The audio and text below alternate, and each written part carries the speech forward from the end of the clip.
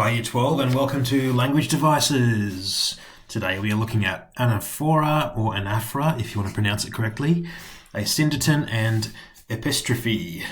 Nice Greek words there to spell.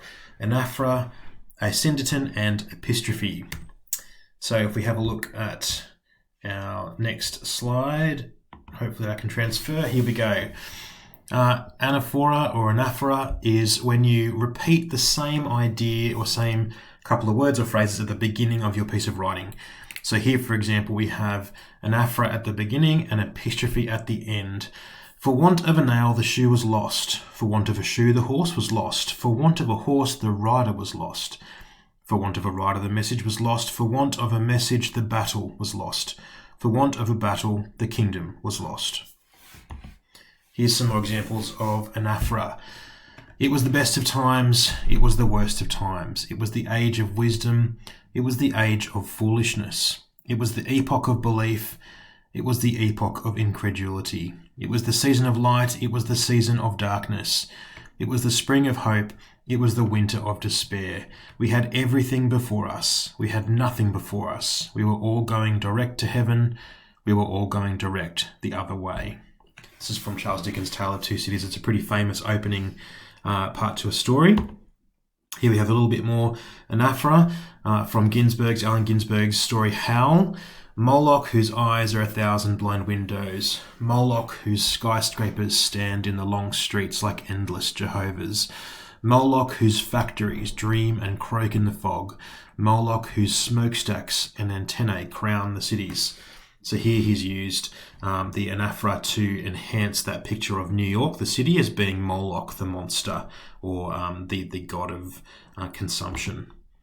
Here in Hagseed, how he has fallen, how deflated, how reduced. This is also parataxis, where you have very short little tiny sentences all next to each other for effect. Okay, so again you've got epistrophe, which is at the end. So you can often have the two things together. That Angelo's forsworn, is it not strange? That Angelo's a murderer, is not strange. That Angelo is an adulterous thief, a hypocrite, a virgin violator. Is it not strange? And strange from Shakespeare.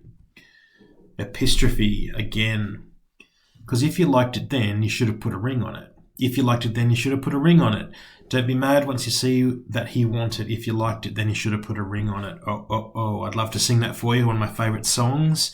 But Beyonce often uses epistrophe and anaphora in her own music. If we can find that grace, anything is possible. If we can tap that grace, everything can change. Amazing grace, amazing grace. Amazing grace, how sweet the sound that saved a wretch like me. I once was lost, but now I'm found, was blind, but now I see. Clementa Pinckney found that grace. Cynthia Hurd found that grace. Susie Jackson found that grace. A speech from Barack Obama. Now, Asyndeton is where you have a lack of the connective words like and, but, for, so. So, you think about your words like from Fanboys. So the camel's gold, sore-footed, refractory, lying down in the melted snow. You could have had the camels were galled and sore-footed. They were refractory and they were lying down in the melting snow. But again, taking the and out makes that quite sharp and specific, and enhances that sense of the building up, the listing of the feelings of that camel and the people on the trip. Here's in K. Tempest's Picture of Vacuum, and some more Asyndeton where she leaves out those connective words, the conjunctions. Its blueness soothes the sharp burn in your eyes. Its contours remind you of love, that soft roundness, the comfort of ocean and landmass. I know it's got a little and in there, but we'll ignore that one.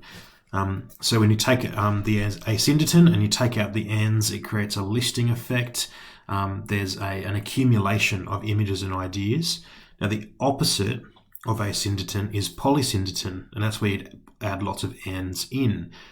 Its blueness soothes the sharp burn in your eyes, and its contours remind you of love, and that soft roundness and the comfort of ocean and landmass. That would be polysyndeton. And of course there is just syndeton, which is where you might say Its blueness and greenness soothes the sharp burn in your eyes.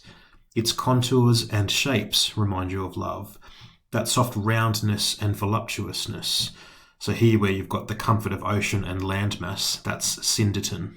Okay? And that is the end of today's language devices and techniques.